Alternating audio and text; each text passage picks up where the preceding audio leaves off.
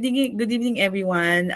It's a blessed Saturday morning once more. To drink from the spring of the well, actually, that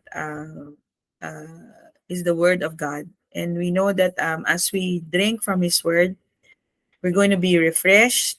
Every dry place that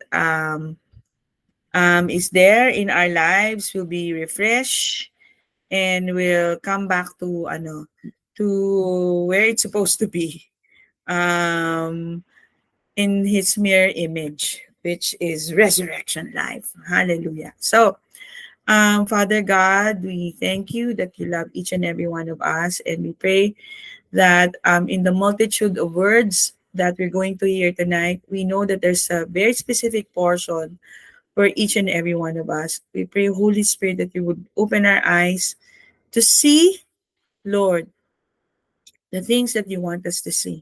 In Jesus' name. A while ago, nag-share na ba ako? Di pa. A while ago, I was sharing. Sabi ko nung Thursday, so the usual problems, Arlene, of corporate life, day in, day out, di ba? Sales, ganyan, mga challenges sa buhay. Actually, yun lang naman. So, last Thursday, I accompanied two of my office mates, my teammates. And then we ate, ganyan. And then, ay pa naming maghiwa-hiwalay. Actually, wala lang. It's just a casual dinner. And then, pagkatapos kumain, ano na to ha? Mga 9, past 9. So, pagdating namin sa Starbucks, magte-10 na. So, talagang magkape. Ganyan. So, pagdating namin doon sa Starbucks, mahaba yung pila. Can you imagine? People are drinking coffee in the night. And it's so haba the pila. So, ang haba ng pila, so we decided to ask the guy if he can have the seat kasi may mga empty seats. Tapos meron dong isang girl, batang babae, na naglalaro siya. And then, very friendly siya. So, she came to us, ganyan, naglaro-laro kami. And then, super sweet, super cutie, ganyan. So, kasi nakapila yung nanay niya. So, yung father lang nagbabantay sa kanya. Tapos naka-Mickey Mouse, ano pa nga siya? Naka-Mickey Mouse headband. Tapos, sabi namin, what's your name? Tapos sabi niya, Jaira. Oh, what a beautiful name. Sabi ko ganyan. Sabi ko pa nga doon sa father, do you know the meaning of her name? Sabi ko, the Lord provides. Yeah. Alam niyo, lang, very casual, di ko siya na-gets. Di ko siya na-gets that the Lord was talking to me. That the Lord was speaking to me because of my worries in the office. Alam niyo na, hindi ko pa rin talaga na-gets. Nakauwi ako ng bahay. Kasi she was very sweet. Hindi siya yung bata na kimi-kimi. So talagang tuwan-tuwa siya, and her face was so cute. Tapos nakikipag-interact siya sa amin. In the morning, going to the office, I was listening to sermons. I was praying, speaking in tongues, and then suddenly the Holy Spirit brought her back to my remembrance. Alam mo, I cried while turning to Ayala. Sabi ko, Lord, I didn't get it. I didn't get it last night. You were talking to me like you are my Jaira. And the only thing is I have to see it. It is there. It is already provided. And I want you to see. So tonight, the Lord wants us to see Him in the Word. So in John 21 verse 6, gusto ko lang tong i-share sa inyo because this is a very personal revelation to me which has nothing to do with the topic. Okay, but I really feel that maybe some of you needs it because inanap ko talaga siya. Sabi ko ganyan, Lord, explain mo sa akin to. Kasi it was brought back to my remembrance in John 21 verse 6. He said to the weary disciples who went fishing overnight and got nothing. 'Di ba? Parang yung feeling ko na parang lahat ginawa mo na. Bakit gano'n? Ang bagal, 'di ba? Ang bagal naman ng dating. Nasaan na siya? Nasaan na yung mga benta ko? Or nasaan na ba yung inaantay ko, Lord? And then he said to them, cast the net on the right side. For the life of me, sabi ko, ano kaya yung right side? 'Di ba parang May dapat ba akong gawin? Kasi sabi, cast your net on the right side eh. Do I have something to do? Eh sabi mo, Lord, finish na eh. Diba? Finish na eh. So, ano to? Sabi ko, Lord, paintindi mo sa akin. Cast the net on the right side of the boat and you will find some. So they cast and now they were not able to draw it in because of the multitude of fish. So sabi ko, Lord, what is the right side? So tinignan ko yung interlinear para maintindihan ko. So, maintindihan natin. So yung right is deksha. Deksha. Yan. So yung root word niya, deksha or dekshos, the right side, the right hand or right, di ba? It's always yung right hand kasi it speaks of authority. It speaks of yung position mo, di ba? Right hand, the right hand of God. Pero pag klinik mo yung interlinear niyan, actually it's dekomai. And this will really bless you. No, yung right, it's actually the position of receiving. Because it's already there. So it's properly to receive in a welcoming, receptive way. It's used by people welcoming God's offer, his offers, like receiving and sharing in his salvation and thoughts. Hallelujah. Just like what the Lord orchestrated to me last Thursday. Jaira, it is already there. I have provided. You just have to see it. Right hand side, dekomai, receive it. I want you to see. Receive it. Ano naman yung side? So yung side, okay, it's mere. Meros. Okay. So, it's a part, your portion. So anong sinasabi ni Lord? It's your portion. Receive your portion. It is the right side. Cast your net on the right side. It just means receive what has been given already. Receive your portion. Alam niyo itong meros, actually, yung hamartiya, yung ha at saka martiya, yung martiya doon is meros. Diba? Pag ang ibig sabihin without form, without portion. So ngayon, because we are in Christ and because of his blood, right? We are made the righteousness of God in Christ. Now he is our portion. Sons and heirs, master of all. In Luke 15:31, we are made sons to inherit. Sabi niya, the father said to his son, all that I have is yours. All that is in the right side is yours. Receive it. Dekomai.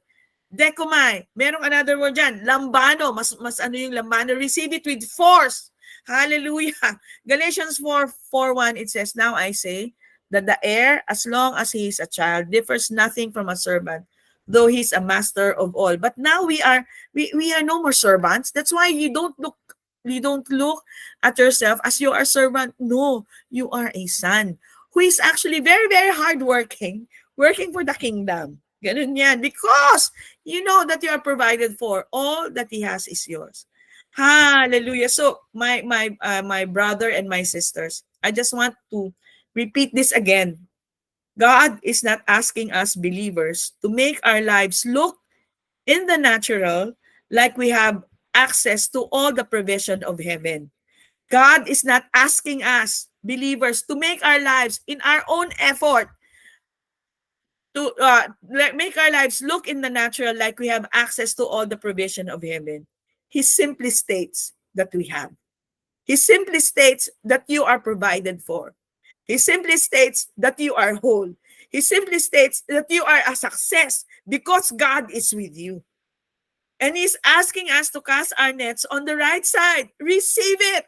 Receive your portion. And who is our portion? Himself is our portion. Hallelujah. Believe that in all season and in all states, we are provided for. Hallelujah.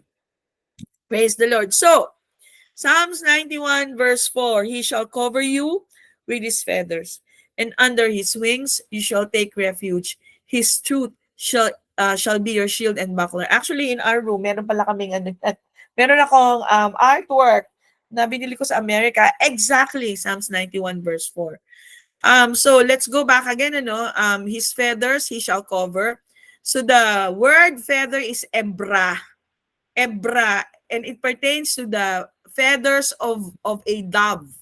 Yan, ebra is rooted in the word eber, which is specifically talks about the feathers of a dove. Yan. So, pasadahan uli natin, both the genders of the dove take turns sitting on the nest to hatch the eggs. And when the eggs are hatched, both will feed the young with what is called pigeon milk. Both the male and the female produced pigeon milk. That's why pala yung when my children were growing up, right, Arlene, there's a brand out there in the market, yung bottle, yung milk bottle, pigeon. Actually, mahal siya. Kasi may pigeon milk pala ang both male and female. Anyway, since the chicks have no feathers to protect them, the parents will take turns sitting on the nest with the chicks covered over by their feathers. The female or male will just sit on the nest, motionless hour after hour, and the only movement was an occasional blink of its eye. It is fitting that the psalmist follows the bird motif of Psalms 91, that he would reference the protection of the dove's feather. It's a symbol of his protection. It takes two birds working in two shifts to guard their young, but it takes only our Daddy God, our Abba Daddy God, watching over us 24/7. We have his undivided attention. He will not move from his guard post. We are under his constant protection. If there is any threat out there, it has to go through him before it ever reaches us. Ebra comes from the Semitic root word eber, which means the feather of a dove, and it's rooted in the Akkadian word abaru, which means just like the pigeon who is motionless guarding the chicks, it is the word for being firm, fixed, strong, and immovable. Hence, its emphasis is not just the feathers of the dove, but it's a picture of the dove covering its young when its feathers and with its feathers and sitting over them. The Lord, can you imagine the Lord sitting over you, protecting them, being planted over them, firmly planted over them, and immovable.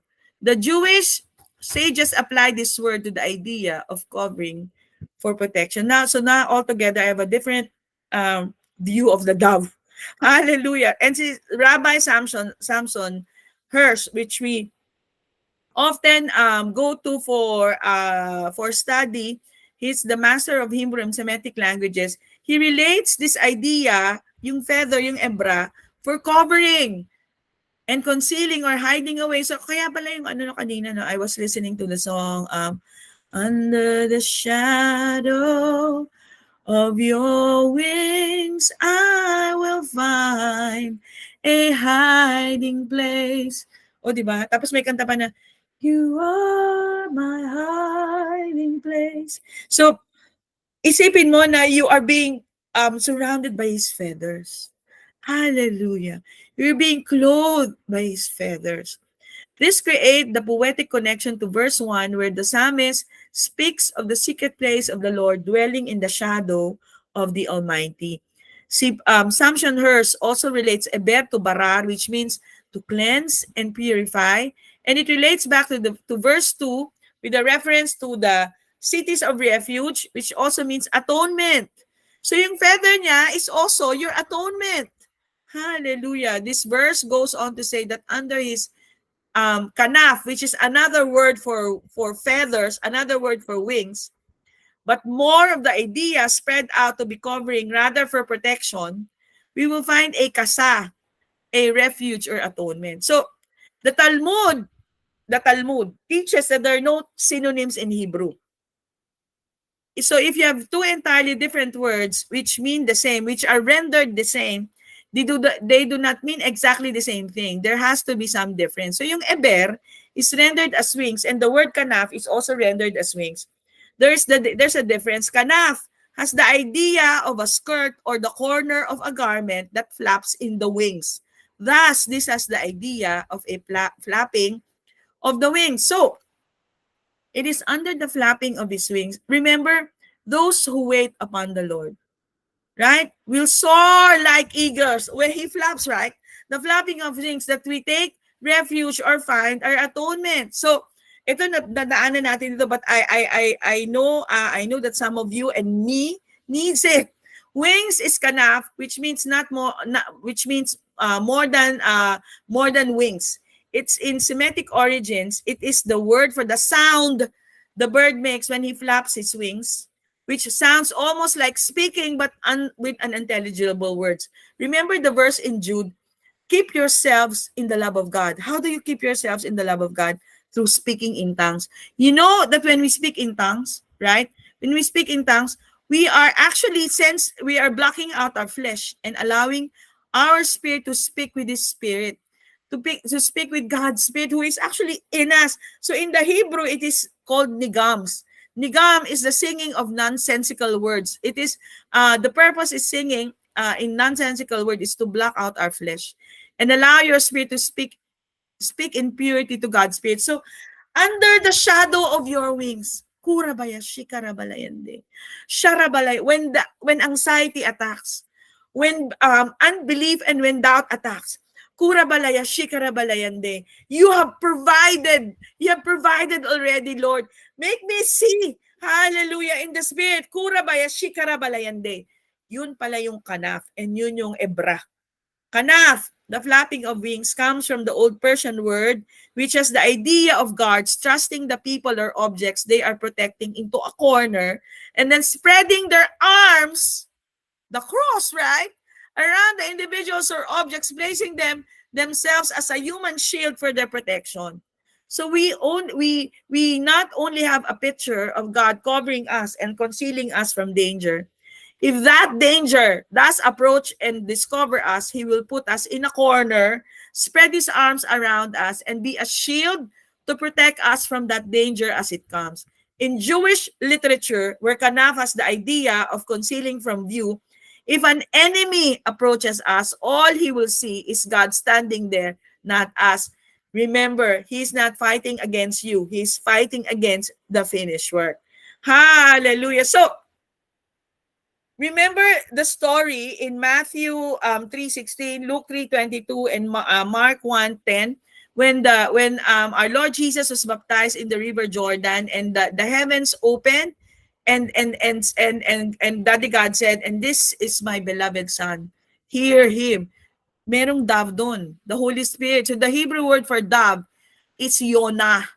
Yonah. The pictograph is describing what Jesus said in John 14 and 17. He was describing how it was to our benefit that He goes to the Father because He was sending someone 100% exactly like Him. The Parakletos, the Holy Spirit, His wonderful abiding Spirit, who would teach us all things, including forecasts, including strategy. Concerning Him, reminds us of the love of Jesus. Reminding Him of the love of Jesus. How do we keep ourselves in the love of Jesus? Kanaf, ebra, kurabaya shikarabalayande. So the pictograph, the hand, so it's talking about the Lord Jesus Christ, the hand of God, the right side, continue in grace. So the hand that continues in grace. Hallelujah. Yung palang ibig sabihin ng dove, the Holy Spirit, the hand that continues in grace. The hand that continues in grace. In Songs of Solomon 5 verse 2, I sleep but my heart is awake. It is the voice of my beloved. He knocks saying, open for me, my sister, my love, my dove. So he calls you and I, dove, my perfect one. For my head is covered with dew, my locks with the drops of the night. So what is the significance of describing the features of one another and comparing with a dove? When the bride, you and I, looks and behold the loving eyes of our groom, Jesus Christ, our innermost parts go into motion, much like the fetus of John the Baptist jumping for joy, being the presence of Jesus when their mothers, Elizabeth and Mary, meet for the first time during their pregnancies. Ito yung splagnizomai, remember? The bride is overwhelmed, you and I, seeing and experiencing in Him the fullness of the Holy Spirit of love, and He becomes the focus of our attention. So when the groom looks at the bride, and he looks at you 24/7, he sees the Holy Spirit within and cannot help but liberally describe the Spirit of love. He sees you and I sinless. He sees you and I undefiled. Tamim, Tam. So yung anak ko, I call him Tam Tam, no? Actually, Tam. Meaning, bride of Christ, you are complete. You are perfect. You are without spot. You are without blemish. You are whole. Hallelujah. Hallelujah. The pictograph, the pictograph speaks of you and I. Covenant by blood. Hallelujah. Ang lalim, no? Ang lalim nung dam, ang lalim ng feather. So Songs of Solomon 5:12, his eyes are the eyes of a dove.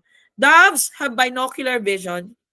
They can only see one thing at a time. God having dove eyes means when he focuses on you, he sees only you and nothing else. He sees only you and nothing else. Hallelujah. How precious it is. Hallelujah. Hallelujah. So, child of God, his dove, his bride, it is done. The marriage covenant is in place. The bride has become the righteousness of God, the undefiled, the holy, the sanctified, ready for the consummation. Oh my Jesus, he is the fairest among 10,000. He is our dove, altogether lovely, altogether wonderful. He is our friend. He is our beloved. So, now going into the Ark of the Covenant. The word tabernacle means a dwelling place of God. In John 1, it says, John 1:14, and the word became flesh and dwelt among us, tabernacled, right? And we beheld his glory. In the tabernacle of Moses, you will see the Ark of the Covenant. The tabernacle is the dwelling place of God. The holy of holies, you will find the Ark of the Covenant. Okay? So the Ark of the Covenant was the centerpiece of God's tabernacle. It was the very representation of his manifested presence, his majesty, his glory, and his grace. So wherever the ark went, it brought blessings, honor, and victory. And those who honored and revered its holiness and struck terror into the hearts of the Israel's enemies. Its fame spread throughout the nation, yet the ark remained hidden behind the veil of the tabernacle, inaccessible to all but a select few. Yung high priest who during Yom Kippur, the Day of Atonement, would come to the Holy of Holies to come before the ark and seek blessings for the nation. So the Ark of the Covenant is shrouded in mystery, and it remained in mystery during that time until the coming of God's true ark, the Lord Jesus. Hallelujah. So the Lord Jesus is the Ark of the Covenant. It's a picture of our Lord Jesus. And the Lord Jesus, during those times, the ark always went ahead. Beloved, this is God's heart for you. Every time we face a situation where we feel like we can't handle it, He wants me to know He has gone ahead of me to make the impossible possible. While your circumstances might look uncertain, you can trust in His certain love for you and His certain faithfulness in your life. Hallelujah. So the ark is a chest made of acacia wood overlaid with gold. It's a picture of the person of our Lord Jesus Christ, fully man and fully God. The wood represents Jesus' humanity and the gold represented his divinity. Because Jesus is 100% man, he completely understands how you feel. From the heights of our happiness to the depths of our despair. Because he's also 100% God, he has the power to intervene in our earthly afflictions, doing miracles and turning our sorrows into joy. So the contents of the ark, yung tatlo, which represents man's rebellion.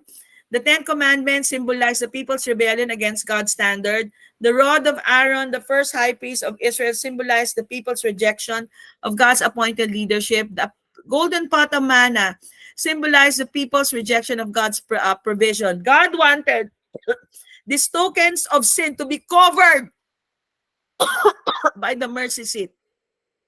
That's why he sent Jesus, our true mercy seat, to cover our sins forever. So, yung cherubim were angels positioned at both ends of the ark, looking down at the blood that was sprinkled on it. The cherubims are guardians of God's holiness. As long as they saw the blood on the mercy seat covering the three tokens of sin, God's holiness was satisfied and the people could expect to receive blessing. Today, because of the blood of Jesus, it's far greater than the blood of animal sacrifices. Has covered our sins once and for all. God doesn't look at us with judgment, but with mercy and grace. So we can always come boldly to Him and ask for help in times of need. These two cherubims are not just gathered, but are joined eternally to the blood atonement and the mercy of God. So the triumph of mercy over judgment. Their wings are spread, and they're looking down at the only one thing between them is mercy. And all they can see is mercy. Therefore, there is no condemnation for those in Christ. They have a revelation of oneness. They have a revelation of God in them. So ito yan, ano? So the mercy seat is called the throne of God. The throne of God. So in Hebrews 4:16, let us therefore come boldly to the throne of grace and to the throne of grace. Again, so may counterpart na siya sa New Testament. Hebrews 4:16, let us therefore come boldly to the throne of grace. So it's not a place we go to when we die or a place separated from us. Paul says, enter grace through faith, and faith is believing what is true. So to go to or come up is merely having a revelation of where we are. There's no work done by the priest in the most holy place. We have ceased from our labor and have found rest in the finished work. The most holy place, the mercy seat, the throne of God, the glory realm of God. I will meet you at the mercy seat. And the mercy seat was called the place of meeting. In Exodus 27:17. The mercy seat began as a block of pure gold, and it again mentioned as hammered work. These cherubims were not created separate then, attached to the seat. They were hammered out of it. Hindi siya kinabit-kabit. They were hammered out of pure, big block of slab of pure gold. This speaks of us being formed out of Christ and everything He is, out of His atoning work. The mercy seat is where the high priest poured the blood for the atonement. It is a corporate meeting where we all are united in the blood of Christ. So the mercy seat was a solid slab of gold beaten into shape. Once a year on the Day of Atonement or Yom Kippur, the high priest would sprinkle the blood of a sacrificial animal on it. The blood signified the punishment for sin and had been paid, and God could righteously accept and bless His people. So the mercy seat represented our Lord Jesus at the cross, where He was beaten like the slab of gold and shed His blood to cover our sins. Romans 3:24 in AMPC tells us that God set for Jesus as a mercy seat and propitiation by His blood so that we could be justified freely by His grace. So the mercy seat is called the throne of God. But in Hebrews, 4:16, the mercy seat is actually the wedding chair. Kursha. Naaral natin to previously. Come boldly to the throne of our gracious God. Then we will receive His mercy. It is our wedding chair, kursha. Yan. When we hear this verse, we think of approaching the throne that God sits on with confidence and boldness. Yet Paul's native language was Aramaic. And he could have been making a reference of Jewish wedding in his statement. In the Aramaic, the word for throne is kursha, which is a place of honor.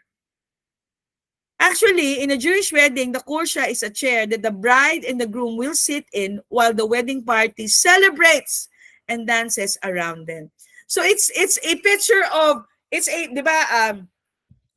yung Ark of the Covenant is a piece of furniture. Also, in reference to the New Covenant, it's a furniture of rest. It's a furniture wherein you can rest because everything is finished and therefore you can abide. Yan, may equivalent yan eh.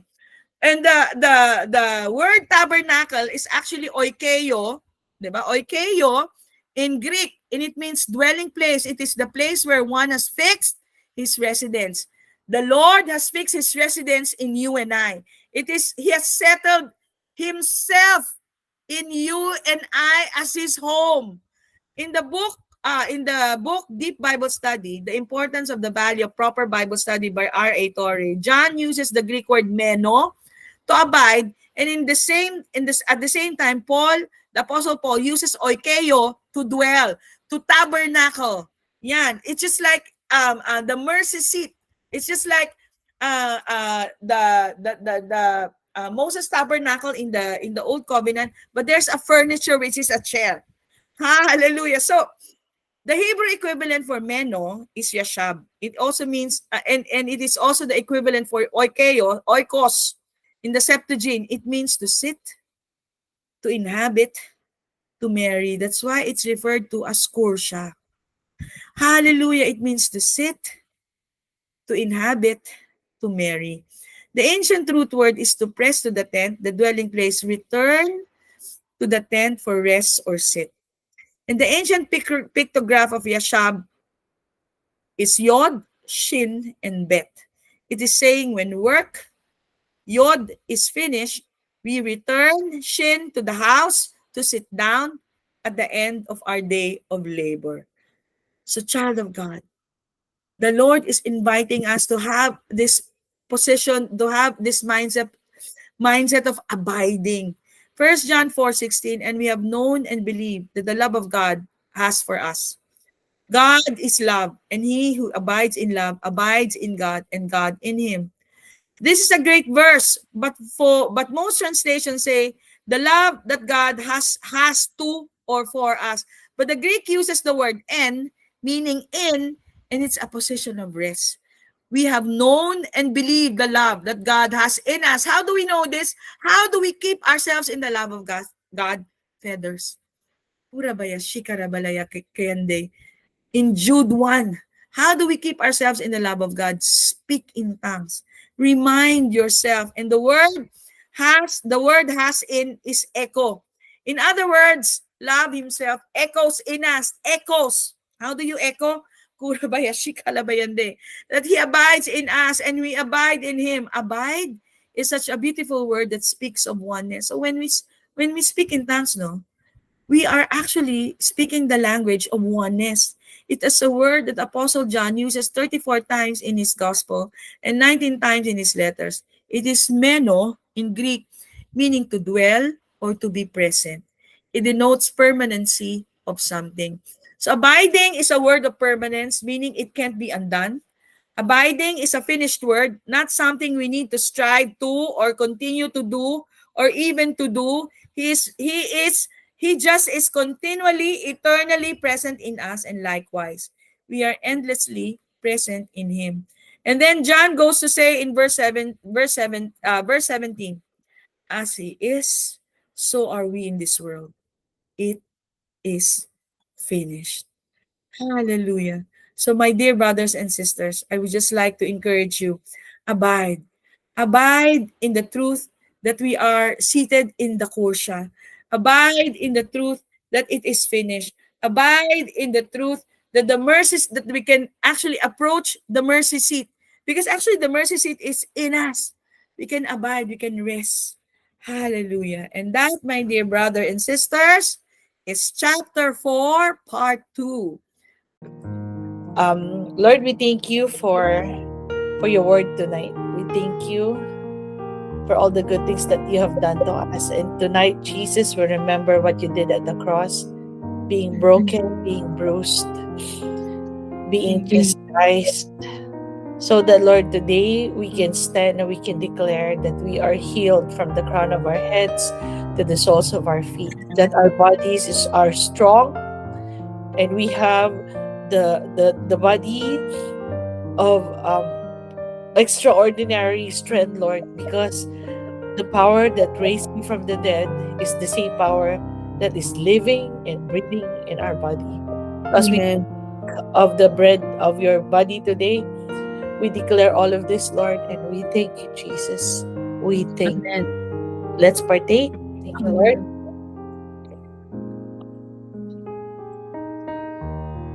Now, let's lift up our wine. Jesus, we will be forever grateful of what you did at the cross. Our minds are being opened. Our eyes are being opened. We have such security.